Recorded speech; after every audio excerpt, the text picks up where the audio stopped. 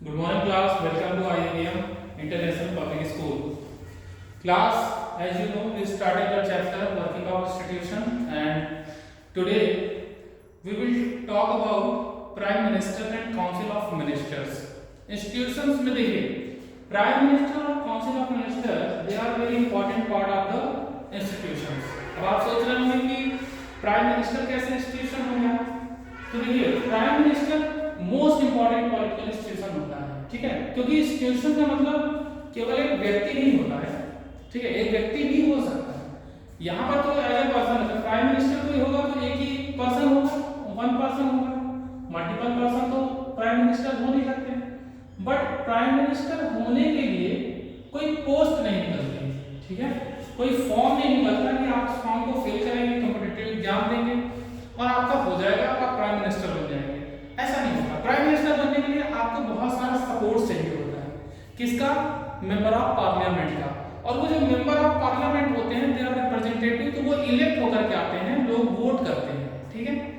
देखिए इसीलिए मैंने यहाँ पे लिख भी दिया है no direct election for this post. Prime minister के लिए कोई डायरेक्ट इलेक्शन नहीं होता है। इलेक्शन किस चीज का होता है? इलेक्शन होता है मेंबर ऑफ पार्लियामेंट, एमपी का। देन मेंबर ऑफ पार्लियामेंट मिलकर डिसाइड करते हैं जो मेजोरिटी में होगा, ठीक है। मान लीजिए मेंबर ऑफ पार्लियामेंट के लिए तो बहुत सारी पार्टियां होंगी, बहुत सारे लोग होंगे, तो जो मेजोरिटी में होगा, मेजोरिटी जिसकी संख्या ज्यादा होगी, जिसको लोग ज्यादा, जिसके ज्यादा रिप्रेजेंटेटिव चुन करके आएंगे, इलेक्ट होकर के आएंगे, वो लोग क्या करेंगे? वो लोग एक लीडर्स को डिसाइड करेंगे, एक लीडर डिसाइड करेंगे कि कौन हमारा लीडर होगा, ठीक है। और उस लीडर को फिर प्रेसिडेंट क्या अपॉइंट करेंगे? प्रेसिडेंट अपॉइंट करेंगे प्राइम मिनिस्टर। तो प्राइम मिनिस्टर बनने के लिए बहुत सारा आपको सपोर्ट चाहिए एमपी का, सिंपल। अब एज ए पावर की बात करते हैं, हाँ तो पावर तो होगी, जाहिर सी बात है पावर होगी। क्यों होगी? क्योंकि देखिए अगर कॉन्स्टिट्यूशन आप पढ़ेंगे तो आप देखेंगे हमने डेमोक्रेसी को अपनाया, लेकिन डेमोक्रेसी में भी अगर आप देखेंगे तो हमने prime minister form of government को अपनाया। यानी इसका मतलब क्या होता है? इसका मतलब ये होता है कि जो प्राइम मिनिस्टर है that is real head of the government, सरकार का, गवर्नमेंट का वो रियल हेड होता है, ठीक है। कागज पे पहले ये सारे काम प्रेसिडेंट के नाम पे होते हैं और प्रेसिडेंट के साइन के बाद ही कोई चीज होती है, बट रियल हेड जो होता है वो प्राइम मिनिस्टर ही होता है। एंड और क्या पावर उसके पास होती है प्राइम मिनिस्टर के पास? फाइनल डिसीजन भी वही लेता है। कोई भी अगर मान लीजिए डिसएग्रीमेंट हो गया डिपार्टमेंट्स के बीच में, तो फाइनल डिसीजन कौन लेगा? तो ये डिसीजन प्राइम मिनिस्टर ही लेगा कि वो काम होना चाहिए या नहीं होना चाहिए। कैबिनेट की मीटिंग को चेयर करता है, सारे जो मिनिस्टर हैं वो उसके अंडर, उसके लीडरशिप में वर्क करते हैं, ठीक है। इसके अलावा वो अपने जो मिनिस्टर्स हैं, जो मंत्री हैं, उनको वर्क भी डिस्ट्रीब्यूट करता है, रीडिस्ट्रीब्यूट भी करता है, डिस्ट्रीब्यूट भी करता है। सपोज है जैसे प्राइम मिनिस्टर ने किसी को बना दिया एग्रीकल्चर मिनिस्टर, अब उसने देखा कि इसने एज एग्रीकल्चर मिनिस्टर के रूप में बहुत अच्छा काम नहीं किया है, तो वो क्या करेगा? उससे एग्रीकल्चर मिनिस्ट्री ले लेगा और किसी दूसरे को एग्रीकल्चर मिनिस्टर बना देगा, ठीक है। या ऐसा भी हो सकता है कि कोई मिनिस्टर एग्रीकल्चर मिनिस्टर बना और बहुत अच्छा काम किया, तो उसने सोचा कि चलो इसको और ज्यादा अच्छा इंपॉर्टेंट कोई डिपार्टमेंट दे देते हैं और इसको हम डिफेंस का या होम मिनिस्ट्री डिपार्टमेंट दे देते हैं। तो वर्क को डिस्ट्रीब्यूट करना, मिनिस्ट्रीज को डिस्ट्रीब्यूट करना, ये सारी पावर किसके पास होती है? ये प्राइम मिनिस्टर के पास होती है। इसके अलावा he has the power to dismiss minister. अगर कोई मिनिस्टर है उसको लगता है बहुत करप्ट है, सही से काम नहीं कर रहा है, मनमानी कर रहा है, तो क्या कर सकता है? वो उस मिनिस्टर को हटा सकता है। तो एज ए प्राइम मिनिस्टर बहुत पावर होती है, रियल पावर होती है, ठीक है। तो यहां पर होगी प्राइम मिनिस्टर की बात, लेकिन अब उनके मिनिस्टर की बात करना बहुत जरूरी है। क्यों जरूरी है?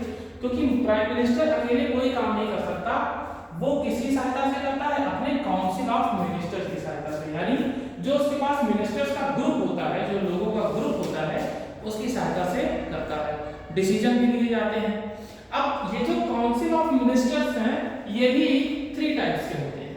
अच्छा देखो, काउंसिल ऑफ मिनिस्टर्स को अपॉइंट कौन करता है? तो प्रेसिडेंट भी करता है, लेकिन on the advice of prime minister. एक बार लोगों ने सपोर्ट दे दिया, मेजॉरिटी में जो आया उसको प्रेसिडेंट ने पीएम बना दिया, प्राइम मिनिस्टर बना दिया, उसके बाद प्रेसिडेंट कोई काम अपने मन से आप देखो, अगर मिनिस्टर भी अपॉइंट करने हैं तो वहां पे किसकी राय ली जाएगी? प्राइम मिनिस्टर की। अगर किसी को प्राइम मिनिस्टर नहीं चाहता मंत्री बनाना, मिनिस्टर बनाना, तो प्रेसिडेंट अपने से अपॉइंट नहीं कर सकता। ठीक है, तो अब ये जो मिनिस्टर है ये 3 टाइप्स के होते हैं। एक होता है कैबिनेट मिनिस्टर, एक होता है minister of state with independent charge, एक होता है मिनिस्टर ऑफ स्टेट, जिसमें सबसे इंपॉर्टेंट होता है कैबिनेट मिनिस्टर्स। क्यों? क्योंकि प्राइम मिनिस्टर और कैबिनेट मिनिस्टर यही लोग मिलकर के ही कोई डिसीजन लेते हैं। कैबिनेट मिनिस्टर, इनकी कैबिनेट की मीटिंग होती है, जैसे मैंने यहाँ लिखा ना, चेयर्स कैबिनेट मीटिंग, तो कैबिनेट मीटिंग में सभी लोग अपनी बात रखते हैं, उसके बाद फाइनल डिसीजन प्राइम मिनिस्टर लेते हैं, यानी कैबिनेट मीटिंग में ही इंपॉर्टेंट डिसीजन लिए जाते हैं। तो ये जो टॉप लेवल के लीडर्स होते हैं they become the cabinet minister. अब कुछ छोटे विभाग भी होते हैं, कुछ छोटे डिपार्टमेंट होते हैं, इंचार्ज ऑफ स्मॉल मिनिस्ट्री। तो जो छोटे छोटे मिनिस्ट्रीज होते हैं उनके जो मिनिस्टर होते हैं उन्हें बोलते हैं minister of state with independent charge. ठीक है, इंडिपेंडेंट चार्ज का मतलब आपके ऊपर या आपके नीचे कोई मंत्री नहीं रहेगा, आप अकेले उसके सर्वर होंगे, बट वो मिनिस्ट्री इतनी इंपॉर्टेंट या इतनी खास नहीं होगी, वो स्मॉल मिनिस्ट्री होगी। और एक तीसरे होते हैं मिनिस्टर ऑफ स्टेट, क्योंकि देखिए यहाँ पे जो कैबिनेट मिनिस्टर होते हैं इनके जो डिपार्टमेंट होते हैं वो काफी हैवी डिपार्टमेंट होते हैं, तो इनकी हेल्प के लिए असिस्ट कैबिनेट मिनिस्टर, यहाँ पे क्या लिखा है? असिस्ट का मतलब किसी की हेल्प करना, उसको सहयोग देना। तो यहाँ पर उनको हेल्प करने के लिए मिनिस्टर ऑफ स्टेट अपॉइंट किए जाते हैं। ठीक है, तो ये प्राइम मिनिस्टर और उसके काउंसिल ऑफ मिनिस्टर्स की बात हो गई। कल हम लोग प्रेसिडेंट और उसके पावर के बारे में बात करेंगे, और देन उसके बाद हमारा लास्ट टॉपिक हो जाएगा जुडिशरी। ठीक है, तो आज की क्लास में इतना ही। सबसे पहले आपको ये सारी चीजें नोट कर लेनी है, होमवर्क ध्यान से सुन लीजिए। ये सारी चीजें सेम है जिसे अपनी कॉपी में नोट कर ली है, नोट्स कंप्लीट करते चलिए। जैसे ही स्कूल ओपन होगा सारे नोट्स आपके चेक किए जाएंगे। ओके, तो वीडियो को लाइक जरूर कर दीजिएगा और चैनल को भी सब्सक्राइब कर दीजिएगा। Thank you class.